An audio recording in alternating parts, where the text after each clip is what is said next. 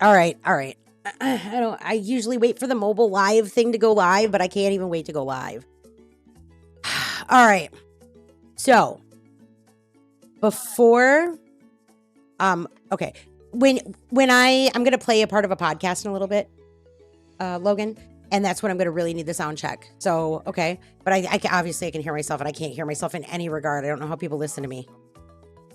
Yeah, IG, can you say something real quick? We're just going to do a sound check. Hello, testing, hello. Perfect. It shows up on my end, so. Okay. Yep. Okay, cool. Thank you.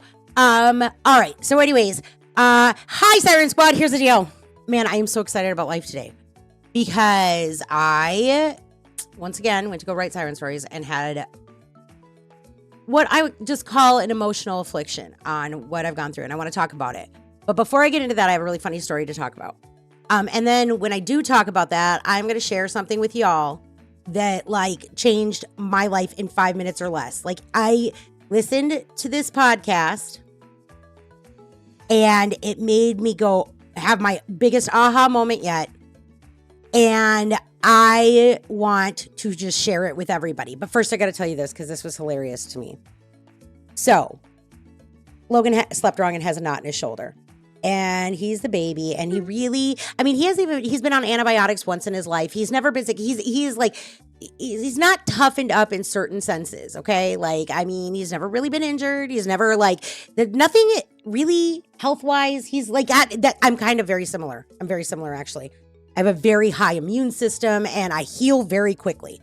So a lot of times, it's crazy. Like, when I had Logan, I started healing from my C-section so fast that they couldn't understand. They had to do surgery to remove the staples because it's like a freaking super level healing. But anyways, so back to what I was saying. Logan's got a knot in his shoulder, and we all know that we've been there. Mr. Big Britches over here, IG, turns around and is all like, what is he whining about? He's not even 16. Like, his muscles hurt. I'm like, wow. And we've all been there, though. I was like, after you have one, I don't think they ever stop. Like, everybody has that. They could, end up with this knot or whatever. But I know how to remove them, and I'm good at it, aren't I, IG? Yeah. I mean, I know how to help. Does it tickle? Because it hurts like hell. I don't know if anybody's ever done this, but when you have a knot like that, and I tell the kids, I won't go near their neck and their spine. But if it's in their shoulder and whatever, I know how to find it and I know how to pull it out. And you have to apply an extreme pressure, and then you have to slowly pull back, and you have to contract the muscle, whatever.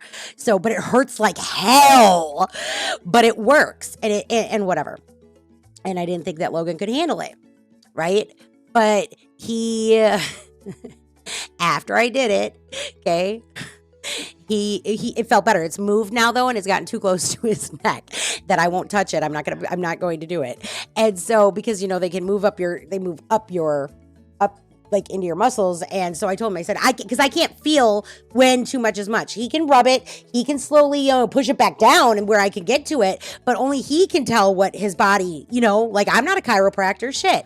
Right? So, but the point is, he let me finally, after all kinds of different things, he lets me finally try it. And then it feels better in his shoulder. Now his neck hurts. But he goes, I was like, so what did we learn? He's like, not to sleep. However, I fucking slept last night.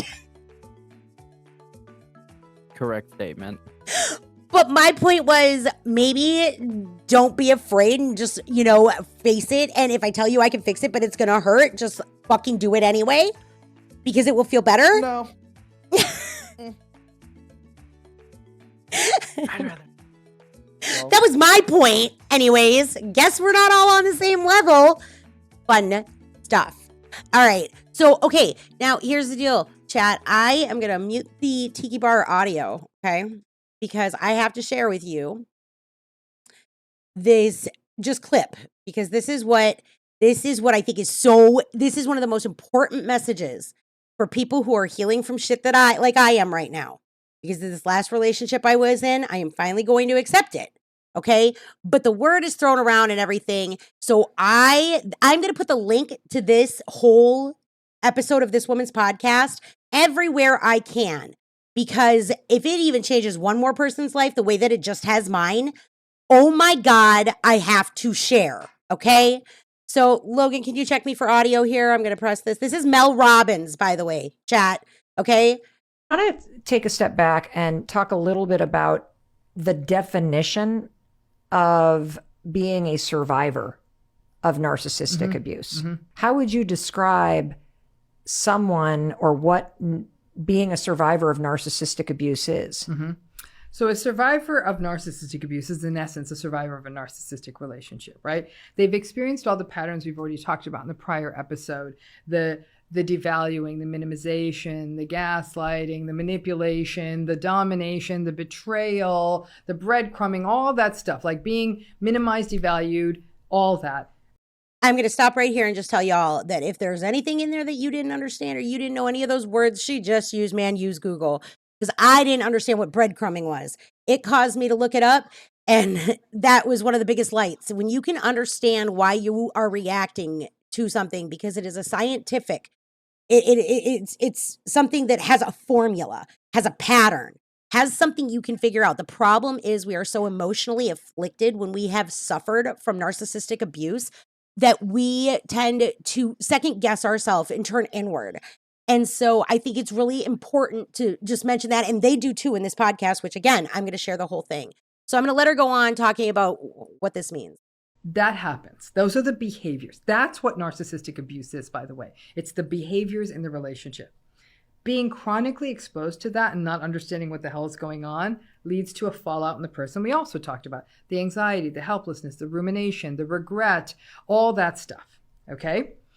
And so the person's experiencing all these negative experiences and don't want to keep feeling that way. Yes. To be a survivor of a narcissistic relationship or narcissistic abuse is to have all these sorts of negative, emotional, physical, cognitive, even spiritual. People report a loss of faith, a loss of belief in the world, a loss of trust.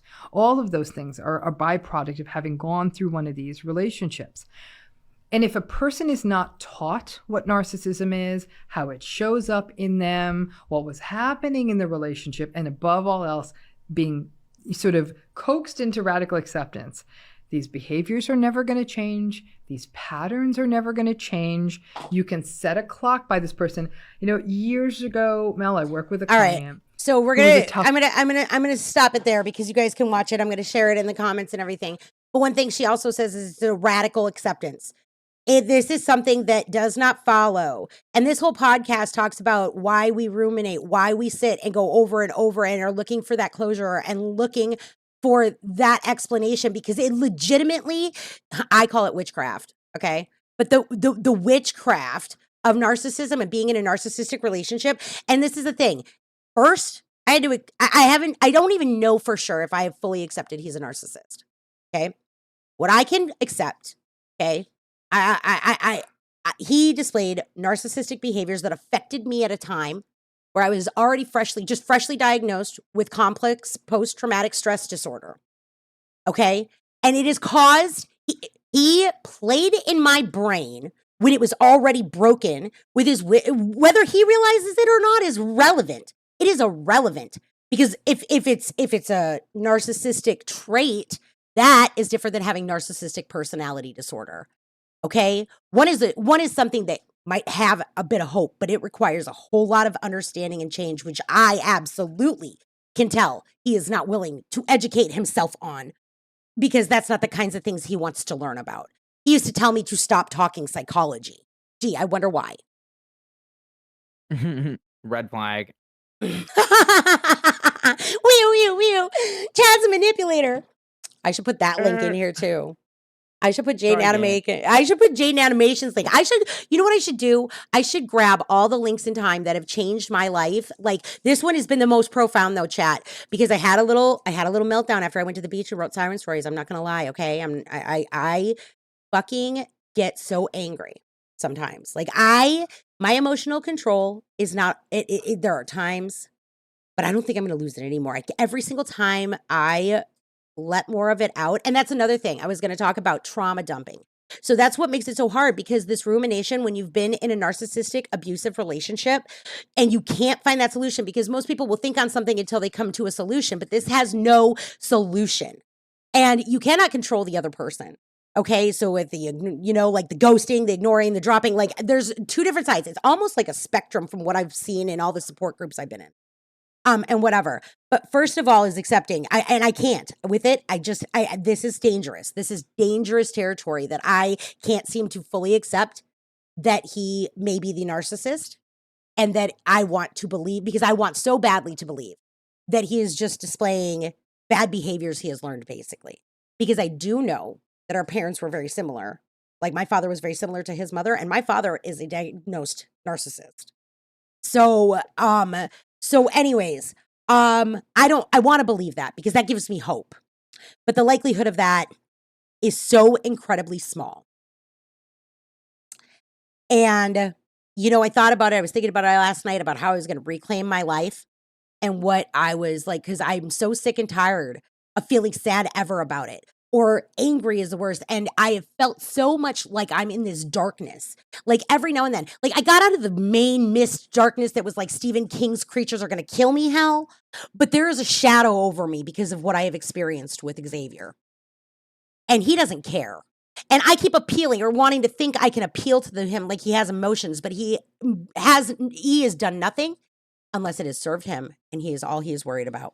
And so the only reason he's even going to fucking pay attention to what I'm doing is because he's going to want to know when and if I'm going to tell the whole story, because I'm writing a book. Oh, I am. I am definitely going to tell the whole story, but I'm going to make damn sure that when I do it, it's not coming from a place that is fueled by the anger and hatred that he causes me because of the way he has treated me. And I need to conquer that before I can write that, because it's going to be done fair and right, because that's who I am. And so I'm going to do it right like that. And it's still going to be something where everybody else in the world that reads it is going to be like, red flag, red flag, red flag. Oh my God, oh my God, oh my God. Yeah. And you know what? Try again. And I'm going to be me about it, though. I'm going to be me about it, because he wants to think he saved me. He wants to think he was so nice and generous. And now he's the poor victim because I'm the crazy bitch. Let me tell you something. That's fine. Let him. But when that book drops, it's not going to be advertised. There won't be a siren that goes off to give warning. Ha ha, did you see what I said there? I said siren. Wow. The book is called Siren Stories. Was Any of It Real? And it's going to be the 13th volume that I am dropping in my new series. And it is going to be the first. So we're going to go backwards and forwards through my life and all my experiences with trauma, because once again, I guess did you know, I hate this fact, but it's something like, it's in the 70 to 80% range, I believe, of people who have been victimized will be victimized again, because we start to live in a fear where we almost give off this animal scent.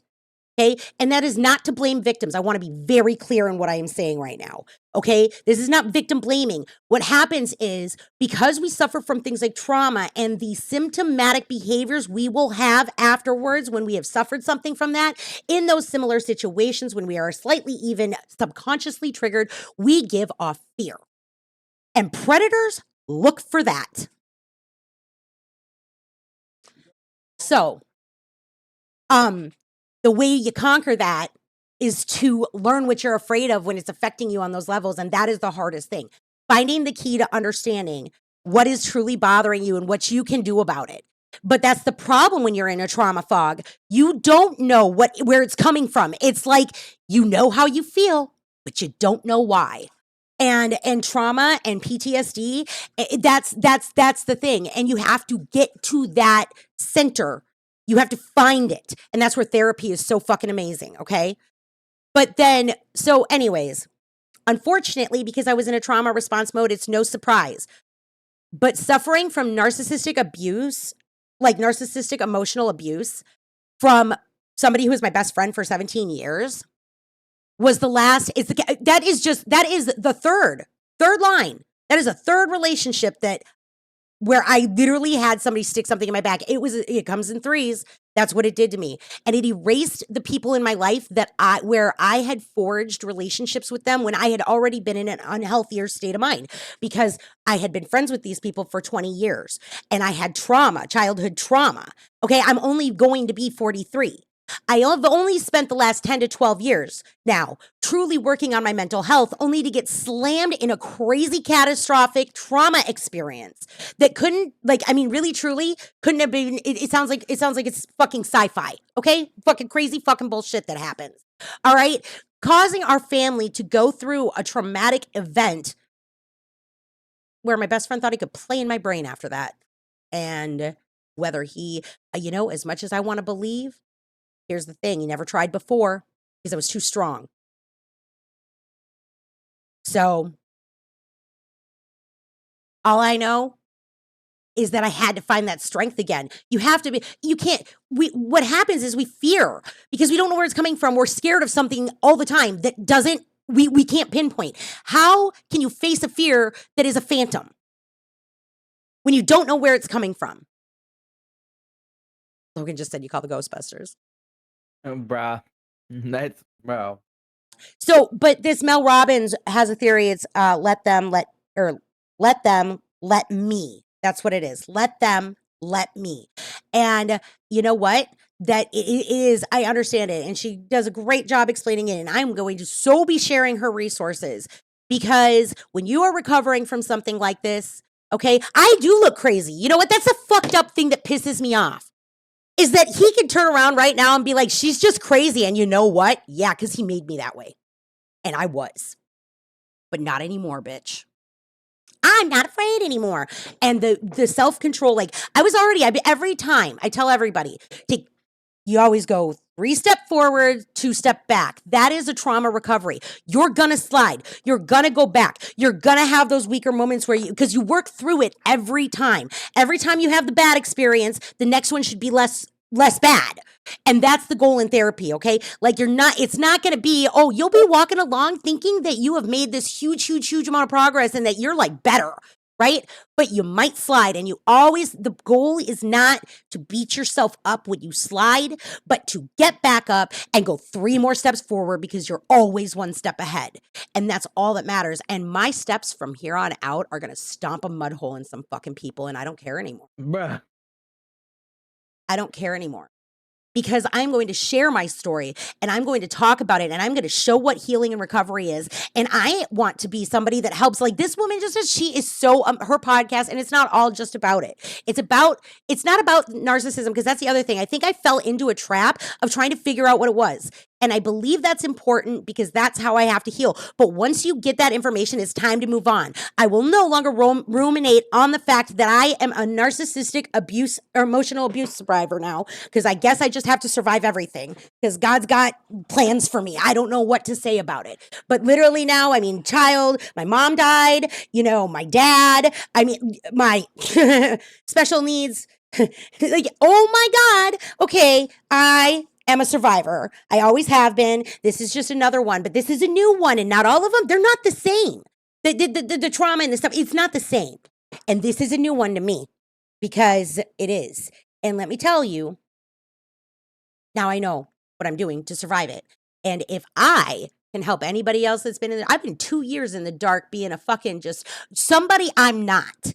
Somebody I am not. This fucker pissed me off, but I'm not going to be mean about it. It's going to be fine.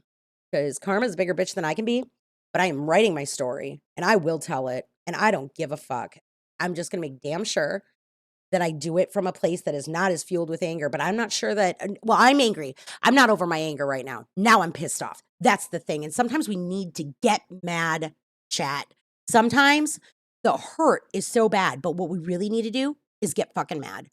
Because nothing makes us fight harder no matter who we are. We're like animals. It doesn't matter. And I want to be very clear, too, that this is primarily always spoken like women are the victims, but men can be victims of narcissistic abuse as well.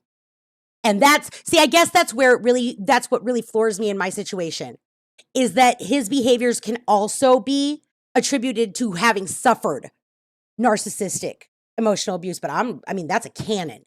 Why let him have a new reason to claim being victim? And it doesn't matter to me because it's still about the behaviors. And if I have to fucking get through it and I have to fucking understand how his behaviors affected me, even if he doesn't, well, then put your fucking big boy panties on and go fix yourself if it's not the fucking problem. And that's all I have to say about that. So, and that's what I'm going to do. I'm going to, because the trauma, that's what I was going to talk about, the trauma dumping. We tend to trauma dump, and it can really scare people off, and people don't want to hear the rumination. But that's why I started the podcast. Nobody wants to really listen to me, but there's going to be people who might. But talking it out is what gets us there. And that's what therapy is for too. I really am going to be perfectly honest. I probably should have had a therapist, but I've been seeing my psychiatrist regularly, but I should have gotten a therapist on the side. I probably could have come around to some of this faster, but I'm going to tell you, part of that narcissistic abuse shit is that you don't want to accept that's true. There's no way that person could be what you are hearing. No fucking way they were gaslighting you. They loved you. No fucking way that they were just breadcrumbing you. They loved you. Nobody ever made you feel that way before. They felt like your soulmate. Nobody can fake that kind of empathy. Bullshit. Yeah, they can. Oh, the fuck they can't. They learn it. Very true. They learn it and they mirror you. They look to be what you want to need. He's like he was literally my antichrist. You know that? Because I look to people and see what they are struggling with and wanted to always be the love and support. And he looked to people, saw what they needed in life and uses it to dismantle them. Whether he realizes it or not is fucking irrelevant. That's what his behaviors psychologically do to people. And if he's completely unaware, then he needs to get a fucking clue. But I don't think so. Deflect, dismiss, and avoid. Never hold accountability. But the first part is accepting that they're a narcissist. And like I said, I still can't even say that right now. But what I can accept is his behaviors have caused me, where I suffer from a new set of symptoms, a new set of trauma. And now that I know what they are and why they're there, I could kick their ass. So I'm going to. Because life is too short. I saw a thing on Facebook the other day where Eddie Murphy was like, the average life expectancy is 75. You have 75 springs, 75 summers, 75 autumns, and 75 winters. And when you put it into that perspective, it doesn't sound like so much, does it?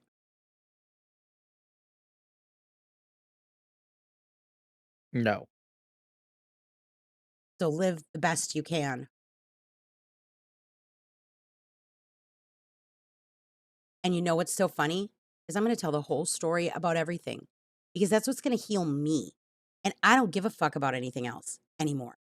What's good for me is all that matters. And it might, I have decided right now in this moment in time, I'm going to give myself quite a few hot seconds. We're going to do some new things in life before I go to pen this book again, but it will be the first that I fucking write. And when I do, I will write my 78 words per minute and that shit will drop so fast that somebody thinks it's on fire.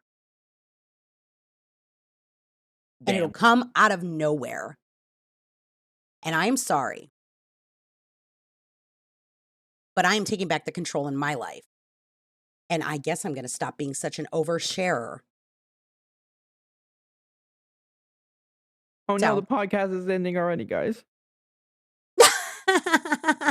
No, we're going to talk about other things that are fun. Like living life, because that's what everybody on YouTube truly wants to see. I don't know about over here on Twitch. I'll try it more often. I need to go live from like the beach and just share things with everybody.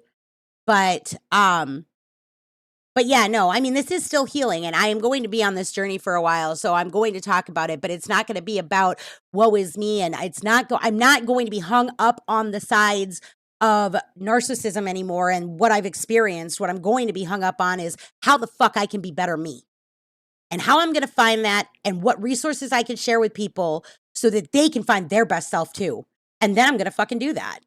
Because fuck giving any more of these people that have hurt anyone in the world any more time. You know, I mean, there's nothing narcissists love more than the attention, even if it's bad. That's why I'm so mad at myself sometimes. Because of the attention I give it. Non-empathetic human shell. Sorry, guys. Likelihood of recovery, 0 to none. If it is official NPD, good luck. That's not happening. That's why I don't talk to my father. Official NPD? Nuh-uh. I won't ever. And I'm totally cool, though. I don't hate my dad. I'm not angry at my dad. I don't carry any, I can write my dad's story, and I could talk about how I had good moments with my dad, and they don't, I healed. I did the work for that one. I'm not going to do the work for this one, but I think We just got like fucking, like I prayed. You know what I did last night? Because I was feeling so fucking pissed off at myself is I just sat and prayed. And I was like, Lord Jesus, just give me the tools, please. I'm losing my mind. And then you know what else I did? You know what else I did? I said, please forgive me. Please forgive me for what I did. Never actually done that. We know what I'm talking about with the affair. Because I had a problem finding a church to go to yesterday because there's no way that someone with a scarlet letter like I have, if I'm going to be honest, is going to get help there. So I just prayed.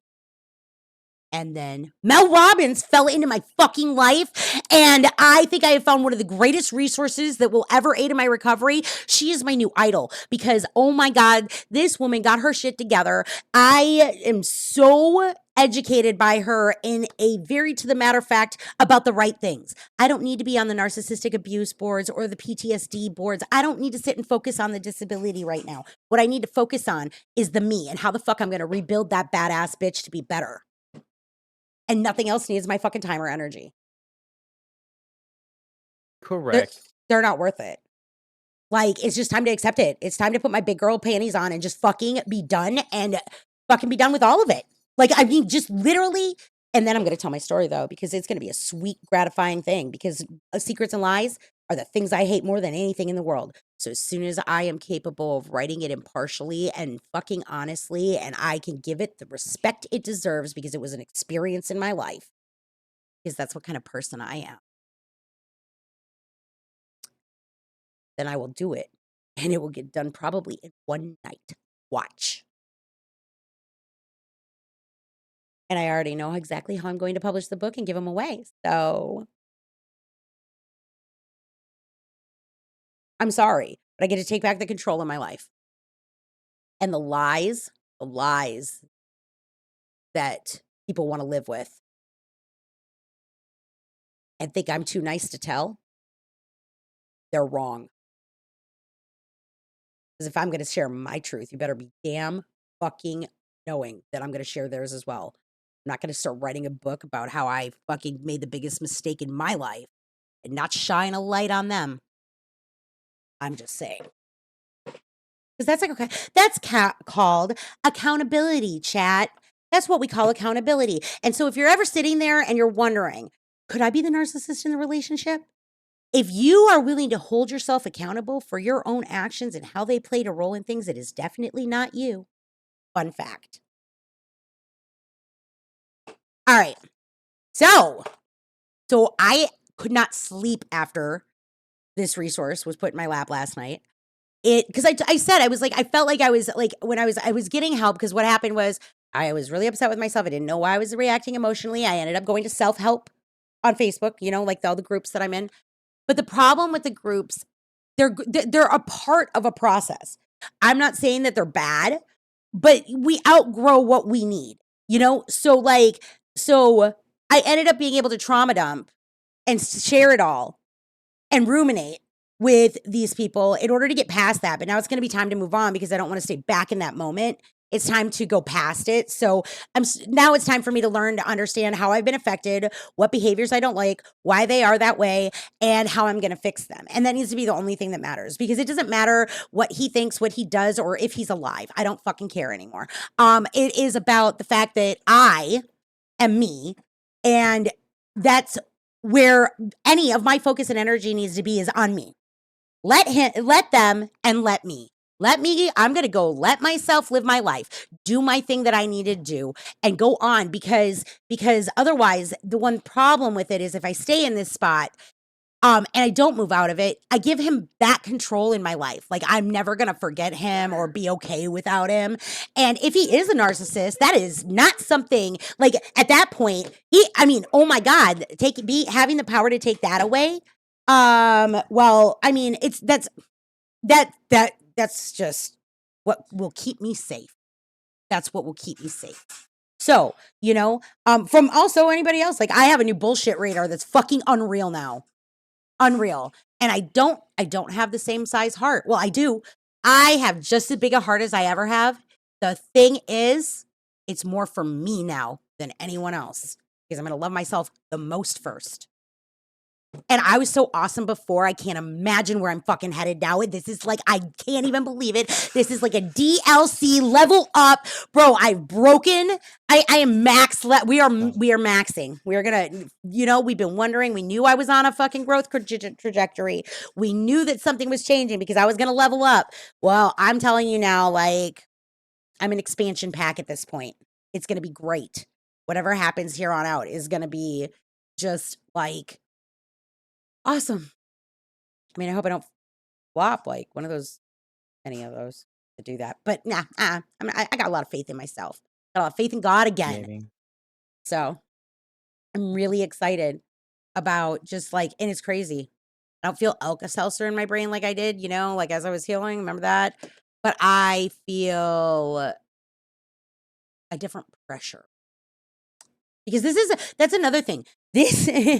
So PTSD mind you, which I just diagnosed with CPTSD before falling into this relationship where I have now suffered from somebody's behavior, and it's caused, whether he's narcissistic or not, it has caused me to have narcissistic emotional abuse symptoms, and his behaviors have. And now that I understand that, I have to, like I said, I'm going to move past it. So, but here's the deal.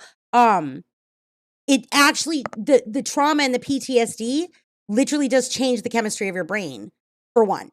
So now, like, it's like I'm working through a jumbled mess, quite honestly. The thing is that I feel like the trauma is gone, okay, of like the actual trauma. That's the other thing. I thought I was still suffering from trauma. I'm not, I don't think I'm traumatized from him. I think I have a very specific set list of symptoms that nails every one of them on the head and correlates with every behavior. They say that he could have fucking, it's a pattern. It is a fucking formula how they act. And our relationship in 10 months goes boom, boom, boom, right down the fucking checklist like a damn fucking model. Like an atomic model. It's fucking crazy. And now that I understand that, science. I can understand science a hell of a lot more than I want to fucking process my emotions sometimes. Like processing them is the pain. We feel the pain. That's pain. But having knowledge why we feel pain is how we protect ourselves from feeling it again and understanding it. Understanding why we're hurting is where we get to start not hurting. And that's why I'm pissed off now, because the hurt is gone and I'm just fucking mad. And until I calm down and can be the person I already know I am, because I'm going to hold myself to a damn standard, because I'm fucking amazing and awesome. And I'm going to do that. So I have to do that. And it can't be just an angry rant of a book, because that's not what it's going to be. It's going to be my story.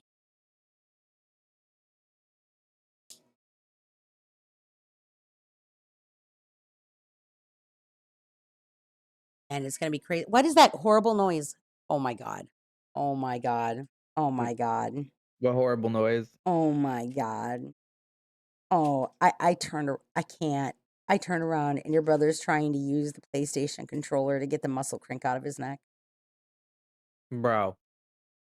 With its vibration technique. No.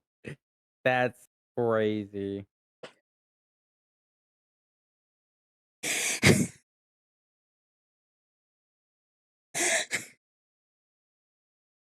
All right, chat, I might have to go because I have to go be a parent because it never stops. I have to go help this child because he's dying.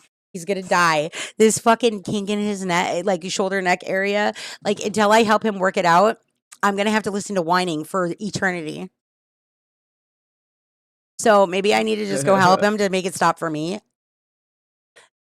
I also have to go pay for Daisy. So that's important. But yeah. All right, chat. I am compiling a list. Okay. And I'm going to put this podcast up everywhere. And, I am going to link in the, like wherever I can and wherever it's posted. I'm going to put the links I'll have to do some research actually, because I only have her Facebook, because that's how I came across her. So I'm going to post the video link to the little snippet. If any of that, if you were listening to that and you hear that and you think you should really go watch the whole entire clip, like seriously, because the whole thing is good stuff. It's just that I can't remember how long it is. I think it's only like 20 minutes, but it is so long that I wanted to make sure My point was wanting to share the definition of how to know if you're a survivor of this kind of emotional abuse, because rather than labeling the narcissist a narcissist, because it can be maybe not, maybe it's narcissistic traits and not narcissistic personality disorder, but it doesn't really fucking matter because their behavior's the same and it affects you. How it affects you, here is how you know, and that's where you can begin healing. And I hope that somebody watches this video today and they find Mel Robbins, and then they get to start on a new healing trajectory and have a new control in their brain, just like I do, because everybody deserves to be happy. All right, chat. Take care of yourself, Siren Squad, and each other. Bye.